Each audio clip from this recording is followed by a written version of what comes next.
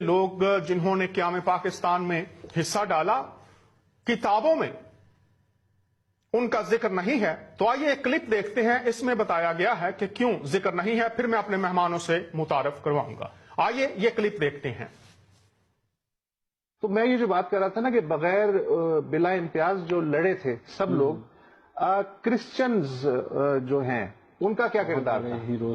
مثلا چوئنڈا میں colonel Marvin کوڈازور، colonel W Herbert Shakargarh میں، کرنل سشیل کمار ٹریسلر اور colonel L C Roth Chhamb Jaurian sector میں، colonel K M Rai Bedian sector میں، major Ramon Joshua Sialkot sector میں، colonel Daniel Austin Lahore sector میں، کرنل اینتھنی لیم کھیم کرن پہ قبضے کے دوران وہ شانہ بشانہ تھے، سپاہی طالب مسیح تھے چوئنڈا میں شہید ہوئے، Naik R C James Sialkot sector میں شہید ہوئے، مطلب ایک لائن لگی ہوئی ہے۔ ایئر فورس میں جو 70 ستارہ جرت ملے ان میں سے 7 جنہوں نے حاصل کیا وہ کرسچن پائلٹ تھے۔ گروپ کیپٹن سیسل چودھری، ہم سب نے ظاہر ان کا نام سنا ہے، اسکول کی نصابی کتابوں میں ان کا نام تھا اور تصویر بھی آتی تھی۔ وہ سرفراز رفیقی شہید کا جو اسکواڈرن تھا جس نے شروع کے دنوں میں بہت ہی زبردست قسم کی بمبارڈمنٹ کی ہلواڑہ پہ اور پٹھان کوٹ پہ، اس اسکواڈرن میں وہ شامل تھے۔ انہوں نے سیالکوٹ سیکٹر میں فوجیوں کو دستوں کو خاصی سپورٹ فراہم کی۔ اس میں جو سب سے دلچسپ نام ہے وہ ہے squadron leader Eric Gordon Hall کا۔ یہ صاحب ایئر وائس مارشل کے عہدے سے بعد میں ریٹائر ہوئے۔ 65 میں اس بات پہ انہیں ستارہ جرت ملا کہ پی ایف کے پاس بامبرز کم تھے، فائٹر جیٹ زیادہ تھے، انٹرسیپٹر زیادہ تھے۔ تو انہوں نے یہ جگاڑ کی کہ C-130 جو مال بردار طیارہ ہوتا ہے اس میں کچھ ایسا کوئی کنورٹ کر کے بامبر بنا دیا۔ اچھا۔ اور پہلی جو سارٹی ہے وہ انہوں نے خود اس پہ گئے، کھٹو برج پہ بمباری ہوئی C-130 سے بطور بمبار، اور اس طرح کے پوری جنگ میں 13 مشنز ہوئے۔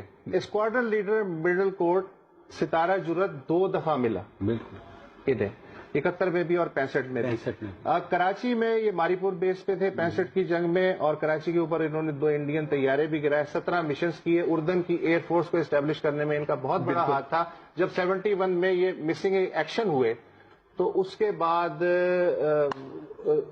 جو شاہ حسین تھے انہوں نے ان کی بیوی کو خط لکھا کہ اگر وہ فرض کریں کہ ہلاک ہو گئے ہیں تو اگر ان کی لاش مل جائے تو اردن کا پرچم بھی ان کے جنازے پہ ڈالا جائے، بے شک پاکستانی پرچم کے ساتھ۔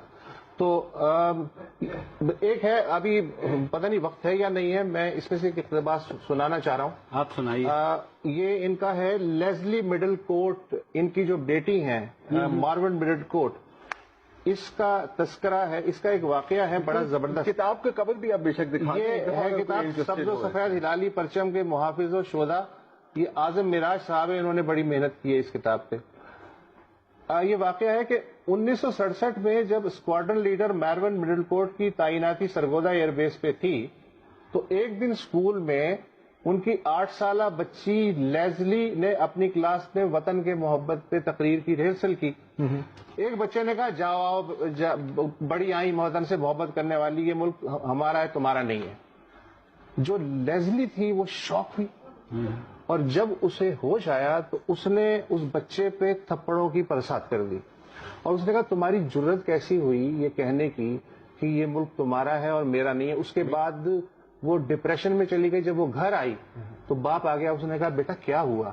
تو جب اس نے واقعہ سنایا کہ یہ ہوا ہے اور میں نے اس بچے کو مارا ہے، یہ ریمارک دینے پہ تو جو اسکواڈرن لیڈر صاحب تھے انہوں نے اپنی بچی سے کہا کہ اپنا اور اخلاق اور کردار اتنا بلند رکھو کہ اس طرح کی آوازیں تمہارے کانوں میں ہی نہ پڑیں۔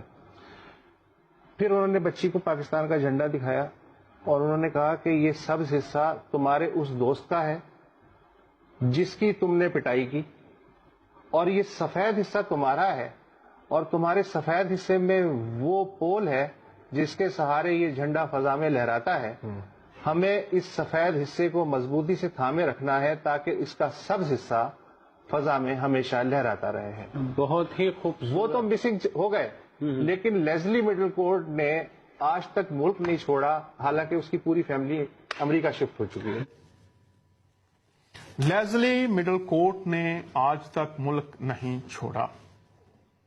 ہمیں اس سفید حصے کو مضبوطی سے تھامے رکھنا ہے تاکہ سبز حصہ فضا میں لہراتا رہے۔ آپ یہ حقائق سن رہے تھے۔ یہ تینوں صاحبان دور حاضرہ کے تجزیہ نگاروں میں یکتا